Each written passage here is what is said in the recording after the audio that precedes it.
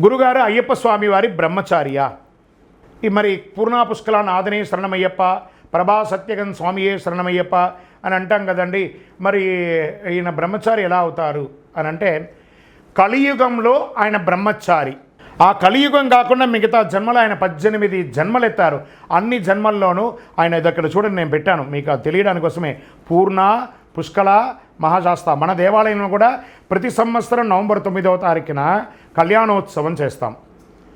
కేరళ రాష్ట్రంలోనూ తమిళనాడులోనూ ప్రతి ఊర్లోనూ ఈ స్వామివారు ఉంటారు. భాగ్యనగరంలో కూడా కళ్యాణోత్సవం జరుగుతుంది చక్కగా.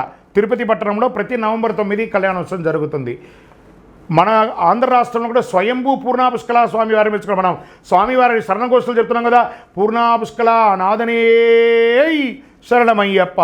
తర్వాత సత్యగన్ అనే స్వామివారికి కొడుకున్నాడా ఇదేం స్వామి అంటే, మనం ప్రతిరోజు పాడుకుంటున్నాం కదా హరివరాసనం.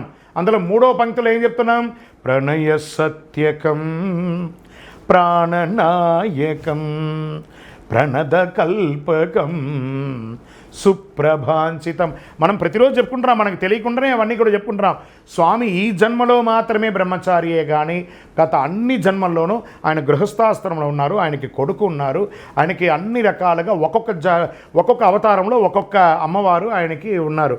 పూర్ణ, పుష్కల, శ్రీమదన, శ్రీవర్ణిని, ప్రభా, శుభకీర్తి అనే 6 దేవీర్లతోనూ సత్యగన్ అనే ఒక కొడుకుతోనూ స్వామివారు ఉన్నారు.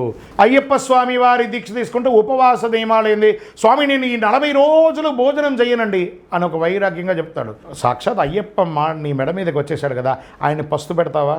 మిగతా రోజుల మట్టుకు ఉదయం, మధ్యాహ్నం, సాయంత్రం, రాత్రి అన్ని రకాల చెత్త వేసి బాడీ నాశనం చేస్తావు. ఆయన ఉన్నప్పుడైనా సాత్వికమైనటువంటి ఆహారమైనా కొంచెమైన ఆహారం తినాలి, కానీ అతిగా తినకూడదు. సాత్వికమైనటువంటి ఆహారం, కూరగాయలు, పండ్లు, భోజనాలు, కొంత అల్పాహారం, ఆయిల్ ఫుడ్స్ని అవాయిడ్ చేయండి. ఫస్ట్ బ్రహ్మచర్యం పోతుందండి దానివల్ల. Oil foods ఆపేసేయండి.